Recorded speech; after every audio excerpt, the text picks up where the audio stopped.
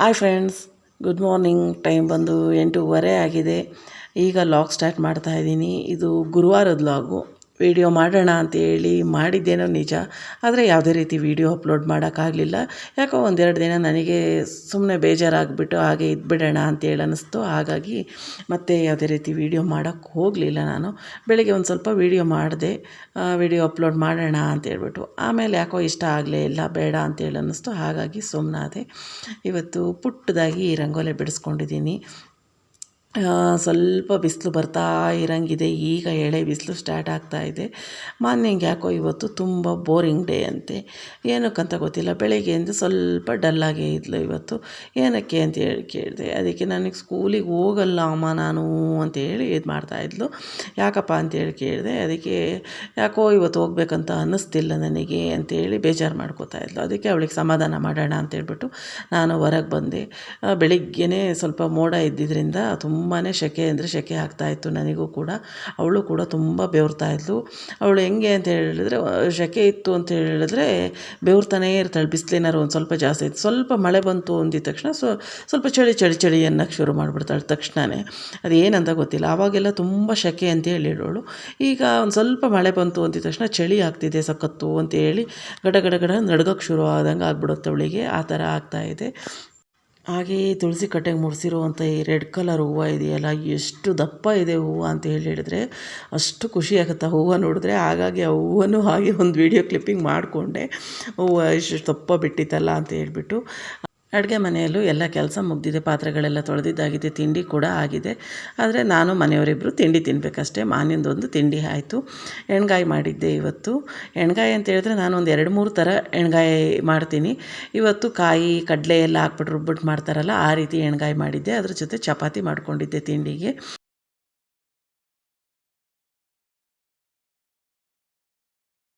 ಇದು ಬಂದು next day morning, ಅಂದರೆ ಶುಕ್ರವಾರ ಬೆಳಗ್ಗೆ ಪೂಜೆ ಎಲ್ಲ ಆಗಿದೆ.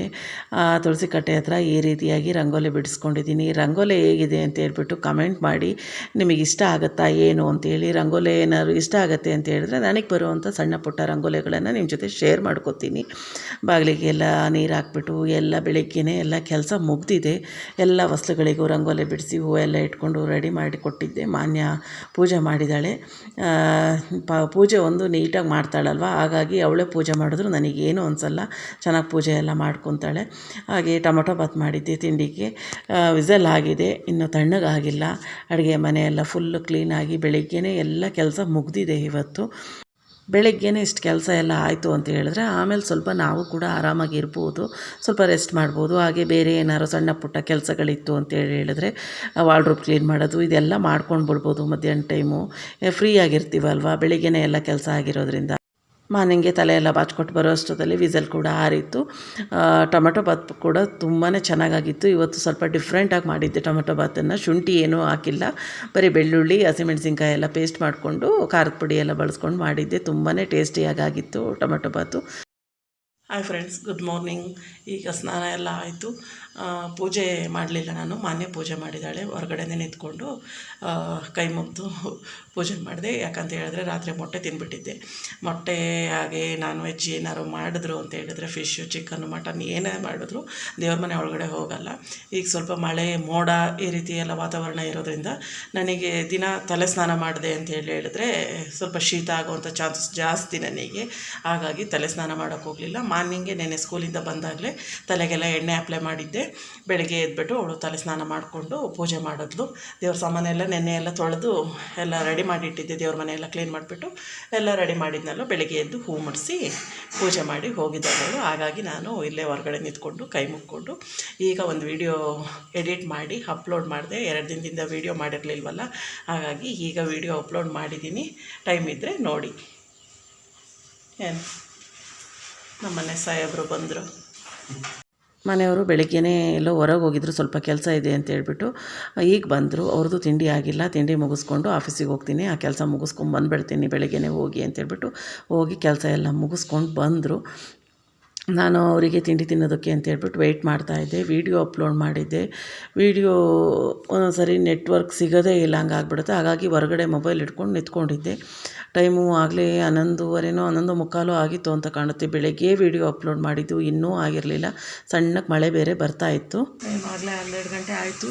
ಈಗ ಮಳೆ ಬರ್ತಾ ಇದೆ, ಸಣ್ಣಕ್ಕೆ ಮಳೆ ಬರ್ತಾ ಇದೆ. ಶುರು ಆಯ್ತು ಮಳೆ. ಮೋಡ ಆಗಿತ್ತು.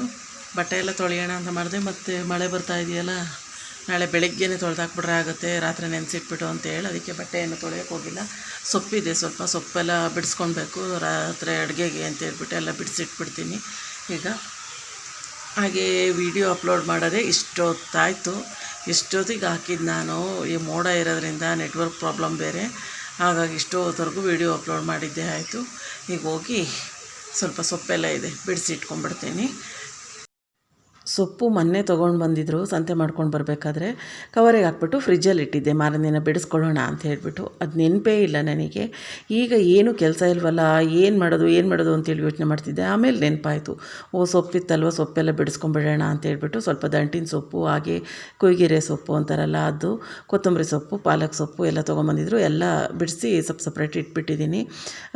ಯಾಕೋ ಸೊಪ್ಪು ಸ್ವಲ್ಪ ಹುಳ ಆದಂಗೆ ಆಗಿತ್ತು, ಹಾಗಾಗಿ ವೇಸ್ಟ್ ತುಂಬಾ ಸಿಕ್ತು ಸೊಪ್ಪು. ಇವತ್ತು ಸುಮಾರು ಹೊತ್ತಾಯಿತು ಕ್ಲೀನ್ ಮಾಡೋದು, ಎಷ್ಟೊತ್ತವರೆಗೂ ಕ್ಲೀನ್ ಮಾಡಿದೆ. ಇವತ್ತು ಕ್ಲೀನ್ ಮಾಡಿ ನನಗೆ ಬೇಜಾರಾಗೋಯ್ತು, ಇದೇನು ಇಷ್ಟೊತ್ತವರೆಗೂ ಕ್ಲೀನ್ ಮಾಡ್ತಾನೇ ಇದ್ದೀನಲ್ಲ ಅಂತೇಳಿ ಅನ್ನಿಸ್ತು. ಅದೆಲ್ಲ ಕ್ಲೀನ್ ಮಾಡಿ ಮುಗಿಸೋ ಅಷ್ಟೊತ್ತಲ್ಲಿ ಟೈಮ್ ಆಗಲೇ 1:45 ಆಗಿತ್ತು.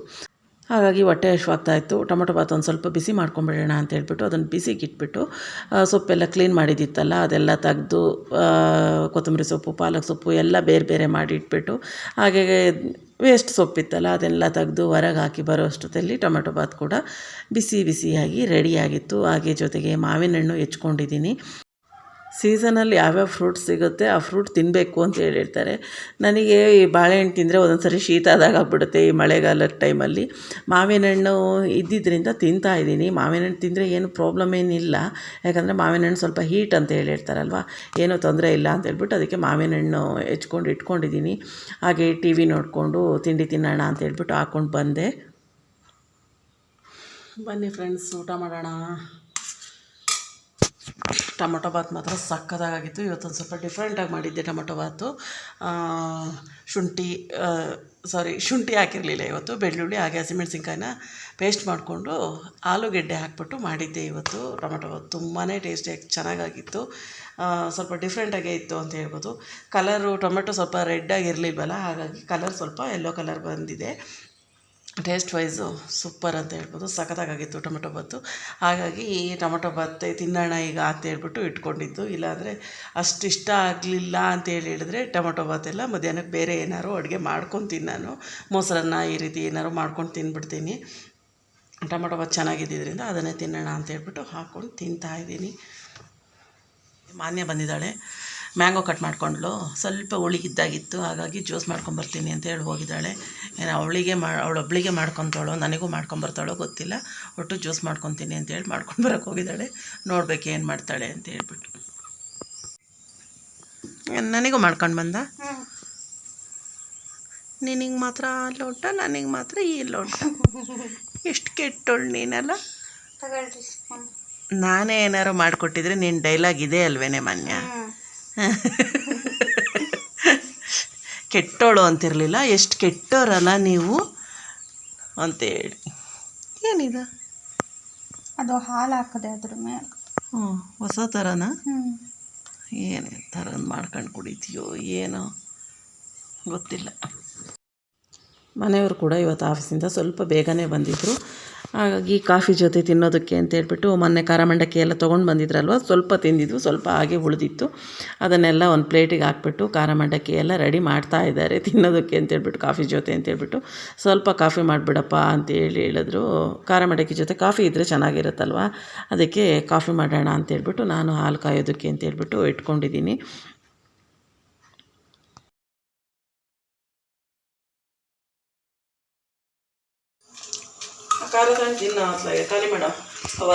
ತಿನ್ನಲ್ಲ, ಇದನ್ನು ಹಂಗೆ ಇಟ್ಟಿರ್ತೀನಿ. ಇವಾಗ ಹೊಟ್ಟೆ ತುಂಬೈತೆ, ನಾಳೆ ನಾನು ಸ್ಕೂಲಿಂದ ಬರೋವರೆಗೂ ಮಧ್ಯಾಹ್ನ ಹಂಗೆ ಇರಬೇಕು. ಹೌದಾ? ಹಾಗಾದರೆ ಒಂದು ಕೆಲಸ ಮಾಡಪ್ಪ, ಕ್ಲೀನಾಗಿ ಖಾರನ ಕವರಲ್ಲಿ ಪೂರ್ತಿ ಸುತ್ತಿ ಇನ್ನೊಂದು ಕವರ್ ಹಾಕಿ ಅದನ್ನು ಸುತ್ತಿ ಒಂದು ದಾರ ಇದ್ದರೆ ದಾರ ತಗೊಂಡು ಕ್ಲೀನಾಗಿ ಕಟ್ಟಿ ಎಲ್ಲರೂ ನೀನು ವಾರ್ಡ್ರೋಬಲ್ಲೋ ಎಲ್ಲರೂ ಎತ್ತಿಟ್ಟು ಲಾಕ್ ಮಾಡಿ ಲಾಕ್ ಮಾಡಿಟ್ಟು ಹೋಗು. ಅವಾಗ ಹಂಗೆ ಇರುತ್ತೆ. ನಿನ್ನ ಜೊತೆ ಮಾತಾಡ್ಕೊಂಡು ನೋಡಿ ಕಾಫಿ ಪುಡಿ ಎಲ್ಲ ಕೈ ಮೇಲೆಲ್ಲ ಚೆಲ್ಕೊಂಡು ಅಲ್ಲಿ ತೊಳೆದಿರೋ ಪಾತ್ರೆ ಹಿಂಗೆ ಆಗೋದು. ಏನಾದರೂ ಒಂದು ಮಾಡೋಕ್ಕೆ ಹೋದರೆ ಹಿಂಗೆ ಆಗೋದು.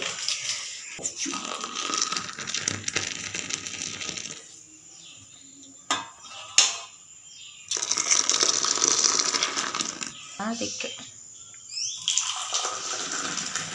ನನಗೊಂದು ಸ್ಪೂನ್ ಕೊಡೋಲ್ಲ ನಾವು ಕಾಫಿನ. ಅದಕ್ಕೆ ಮಾನ್ಯ ನನಗೆ ಕೊಡಲ್ಲ ಅಂತ ಹೇಳ್ತೇಳಿ ಅವಳಿಗೆ ಕಾಫಿ ಟೀ ಎಲ್ಲ ಏನು ರೂಢಿ ಮಾಡಿಲ್ಲ. ಎಲ್ಲರೂ ಒಂದೊಂದಿನ ಅಪರೂಪಕ್ಕೆ ಕುಡಿತಾರೆ, ಕುಡಿಯಲ್ಲ ಅಂತ ಏನಿಲ್ಲ, ಕುಡಿತಾರೆ. ಭಾರಿ ಅಪರೂಪ ಕಾಫಿ ಕುಡಿಯೋದು. ಇದೆಲ್ಲ ನೀರು ನಾನೇ ಕೊಟ್ಟು ಹೋಗ್ಬೇಕಾ ಈ ಥರ. ಒಂದೊಂದು ಸರಿ ಅಡುಗೆನೂ ಅವಳೇ ಮಾಡ್ತಾಳೆ, ಊಟಕ್ಕೂ ಹಾಕ್ತಾಳೆ. ಒಂದೊಂದು ಸರಿ ನೀರು ನಾನೇ ಕೊಡಬೇಕು, ಕುಡ್ಸೋಕ್ಕೂ ಹೇಳ್ತಾಳೆ. ಒಂದು ಸರಿ ಕುಡಿಸು ಹೋಗ್ಬೇಕು ಈ ಥರ. ನೀರು ಪಪ್ಪ ತಗೊಂಡೋದ್ರ ತೋಟದಲ್ಲಿ ಕುಡಿತೀಯ ಅದರಲ್ಲೇ ಕುಡಿತೀಯ? ಖಾರ ಬೇರೆ ಒಳಗೆ ಕಾಫಿ ಟೈಮಿಗೆ ಖಾರ ಮಂಡಕ್ಕಿ ತಿಂದ್ಕೊಂಡು ಕಾಫಿ ಕುಡಿದು ಎಲ್ಲ ಆಯಿತು. ಇನ್ನು ಊಟಕ್ಕೆ ರೆಡಿ ಮಾಡ್ಕೋಬೇಕಲ್ವ. ಮಾನ್ಯ ಎಗ್ ರೈಸ್ ಮಾಡ್ಕೋತೀನಿ ಅಂತ ಹೇಳಿದ್ಲು. ಮನೇಲಿ ಮೊಟ್ಟೆ ಇತ್ತು ಅಂತ ಹೇಳಿದ್ರೆ ಅವಳದು ಅದೇ ಒಂದು ಚಾಳಿ ಎಗ್ ರೈಸ್ ಮಾಡ್ಕೊತಾನೆ ಇರೋದು.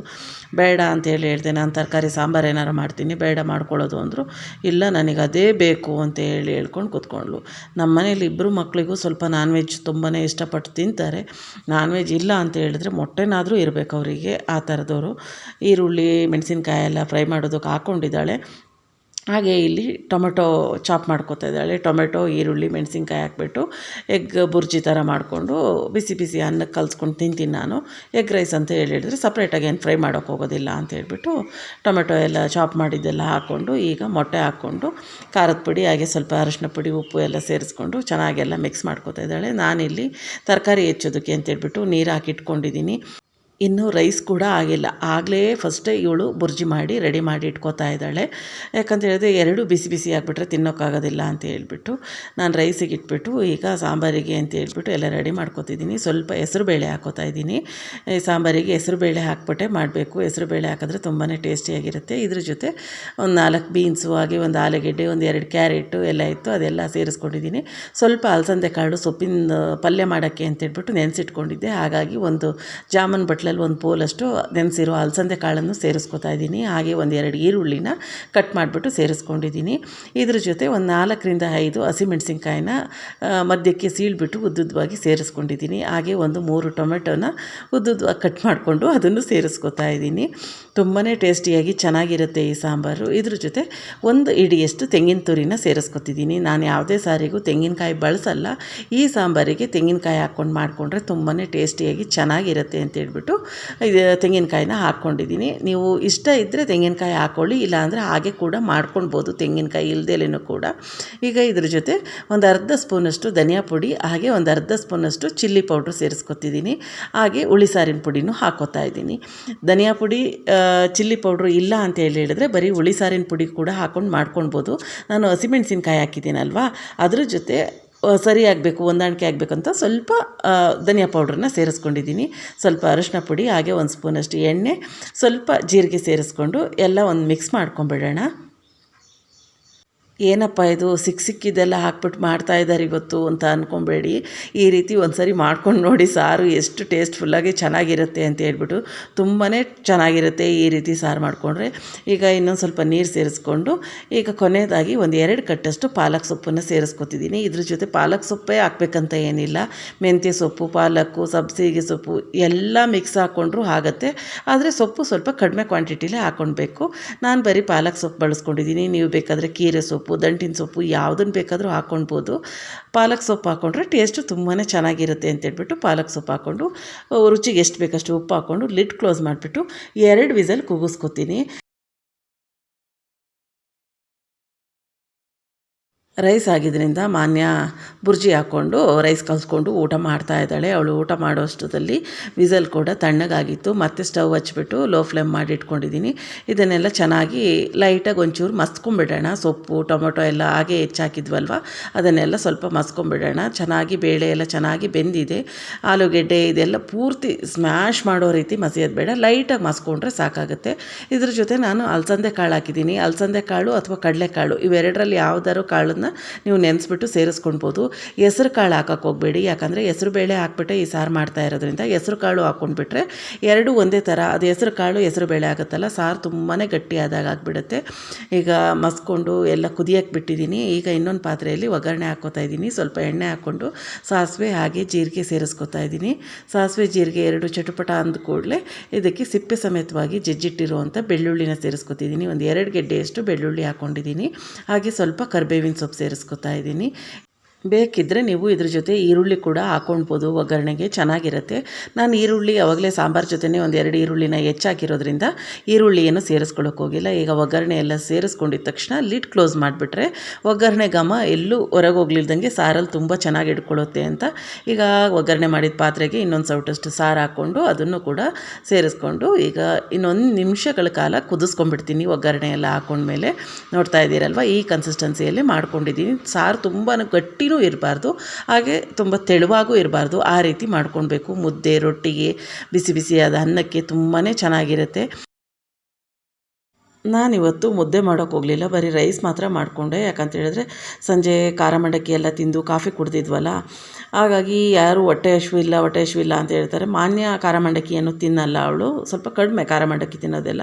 ನಾನು ಮನೆಯವರು ಖಾರ ಮಂಡಕ್ಕಿ ತಿಂದಿದ್ವಲ್ಲ, ಹಾಗಾಗಿ ಸ್ವಲ್ಪ ರೈಸೇ ಮಾಡಿಕೊಂಡೆ. ಈಗ ಸಾಂಬಾರು ಚೆನ್ನಾಗಿ ಕುದೀತಾ ಇದೆ. ಕೊನೆಯದಾಗಿ ಸ್ವಲ್ಪ ಕೊತ್ತಂಬರಿ ಸೊಪ್ಪು ಹಾಕ್ಕೊಂಡು ಒಂದು ರೌಂಡ್ ತಿರುಗಿಸ್ಕೊಂಡು ಸ್ಟವ್ ಫ್ಲೇಮ್ ಆಫ್ ಮಾಡ್ಕೊಂಬಿಟ್ರೆ ಸೂಪರಾಗಿರೋ ಸಾಂಬಾರು ರೆಡಿ ಆಗುತ್ತೆ. ನಮ್ಮ ಹಳ್ಳಿ ಶೈಲಿಯ ಎಲ್ಲ ಮಿಕ್ಸು ಸಾಂಬಾರು ಅಂತಲೇ ಹೇಳ್ಬೋದು. ತುಂಬಾ ಟೇಸ್ಟ್ಫುಲ್ಲಾಗಿರುತ್ತೆ. ಒಂದು ಸರಿ ಟ್ರೈ ಮಾಡಿ ಖಂಡಿತವಾಗ್ಲೂ. ನೋಡ್ತಾ ಇದ್ದೀರಲ್ವ ಎಷ್ಟು ಚೆನ್ನಾಗಾಗಿದೆ. ಬಿಸಿ ಬಿಸಿಯಾದ ಅನ್ನಕ್ಕೆ ಈ ಸಾಂಬಾರು ಪಡಿಸ್ಕೊಂಡು ಊಟ ಮಾಡಿದ್ರೆ ಆಹಾ, ರುಚಿಯಂತೂ ಅದ್ಭುತ ಅಂತ ಅನಿಸುತ್ತೆ. ಟೈಮ್ ಆಲ್ರೆಡಿ 9:15 ಆಗ್ತಾ ಬಂತು. ಬಿಸಿ ಬಿಸಿಯಾಗಿ ಅನ್ನ ಸಾಂಬಾರು ಹಾಕ್ಕೊಂಡು ಊಟ ಮಾಡಿಬಿಡ್ತೀವಿ. ಇಲ್ಲಿಗೆ ಈ ಲಾಗ್ ಕೂಡ ಎಂಡ್ ಮಾಡ್ತೀವಿ. ಈ ಲಾಗ್ ನಿಮಗೆ ಇಷ್ಟ ಆಗಿದೆ ಅಂತ ಅನಿಸಿದ್ರೆ ಪ್ಲೀಸ್ ಒಂದು ಲೈಕ್ ಮಾಡಿ, ಹಾಗೆ ಚಾನಲನ್ನು ಸಬ್ಸ್ಕ್ರೈಬ್ ಮಾಡ್ಕೊಳ್ಳಿ. ಫ್ರೆಂಡ್ಸ್ ಆ್ಯಂಡ್ ಫ್ಯಾಮಿಲಿಗೂ ಶೇರ್ ಮಾಡಿ. ಇನ್ನೂ ಯಾರು ಸಬ್ಸ್ಕ್ರೈಬ್ ಮಾಡ್ದೇಲೆ ನೋಡ್ತಾ ಇದ್ದೀರಾ, ಪ್ಲೀಸ್ ಸಬ್ಸ್ಕ್ರೈಬ್ ಮಾಡ್ಕೊಂಡು ನೋಡಿ. Thank you.